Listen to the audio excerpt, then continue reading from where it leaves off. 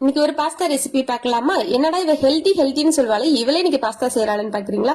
ஆமாங்க, இது ஹெல்தி தாங்க. ஏன்னா இது கம்பு பாஸ்தா தாங்க. சோ எப்படி செய்யணும் பார்க்கலாமா? ஒரு பாத்திரத்துல தண்ணி சேர்த்துட்டு, தண்ணி கொதி வந்ததுக்கு அப்புறம் நம்ம கம்பு பாஸ்தாவையும் சேர்த்து கொஞ்சமா எண்ணெய் விட்டு வேக விடுங்க. இந்த அளவுக்கு வெந்ததுக்கு அப்புறம் தண்ணி வடிச்சிட்டு வச்சுக்கலாம். அதே கடையில கொஞ்சம் எண்ணெய் விட்டு வெங்காயம், கருவேப்பிலை, பச்சை மிளகாய் சேர்த்து நல்லா வெங்காயம் எல்லாம் வதங்கினதுக்கு அப்புறம் 2 மீடியம் சைஸ் தக்காளியை பொடியா கட் பண்ணி சேர்த்துட்டு கூடவே கொஞ்சம் உப்பு, இஞ்சி பூண்டு பேஸ்ட் சேர்த்து நல்லா குழவா வெந்ததுக்கு அப்புறம் தேவையான அளவு மிளகாய்த்தூள், கொஞ்சமா மஞ்சத்தூள் சேர்த்து நல்லா வதக்கி விடுங்க. இந்த பாஸ்தா பாக்கெட்லயே பாத்தீங்கன்னாக்கா அவங்களுடைய மசாலாவுமே கொடுத்திருப்பாங்க. சோ அதையும் சேர்த்து நல்லா வதக்கி விட்டுருங்க.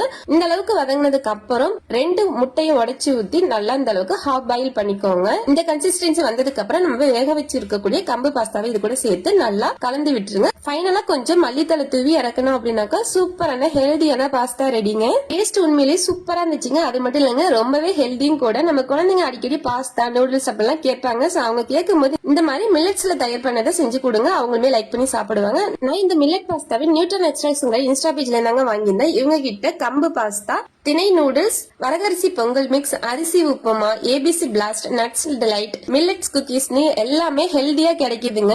மில்லட் குக்கீஸ் வேற லெவல்ல இருந்துச்சுங்க. அதே மாதிரி என்னோட ஃபேவரட் லிஸ்ட்ல அந்த நட்ஸ் டிலைட்டுமே ஒன்னு ஆயிடுச்சுங்க. உங்களுக்குமே இந்த ப்ராடக்ட்ஸ் எல்லாம் வேணும்னாக்கா உங்களுடைய வெப்சைட்ல ஆர்டர் பண்ணுங்க. அப்படி இல்லைனாக்கா உங்களை இன்ஸ்டா பேஜ் டேக் பண்ற, டிஎம் பண்ணி வாங்கிக்கோங்க.